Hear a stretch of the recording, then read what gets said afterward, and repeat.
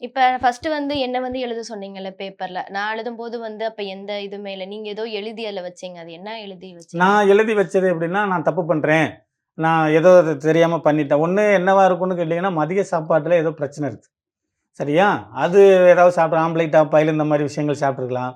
இல்ல mutton, chicken இந்த மாரி ஏதாவது சாப்பிட்டுருக்கலாம். ஆத்மாங்கிறது தெய்வத்துக்கு சமமானது. இப்ப நம்மளுடைய இந்து கலாச்சார முறைப்படி அசைவ பொருள்கள் சாப்பிட்டுட்டு கோயில்களுக்கு போக்கூடாது.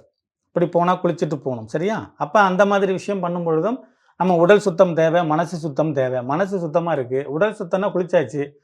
சாப்பாட்டுல ஏதாவது பண்ணியிருக்கலாம். அப்ப நான் அந்த ஆத்மா கிட்ட மன்னிப்பு கேட்கிறேன்.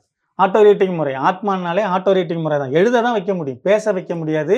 நம்ம கூட பக்கத்துல உட்கார வைக்க முடியாது. ஒரு இறந்து போனவங்களையோ, இல்ல ஒரு புண்ணியலோக ஆத்மாவையோ நம்ம அவங்க கிட்ட பேசுறது ஆட்டோ ரேட்டிங் முறை தான். எழுத்து மூலியமா அவங்க எழுதிருவாங்க. நான் தான் இதுக்காக தான் வந்திருக்கேன். நான் என்னென்னது செய்றேன் அப்படிங்கிறத அவங்க சொல்லுவாங்க.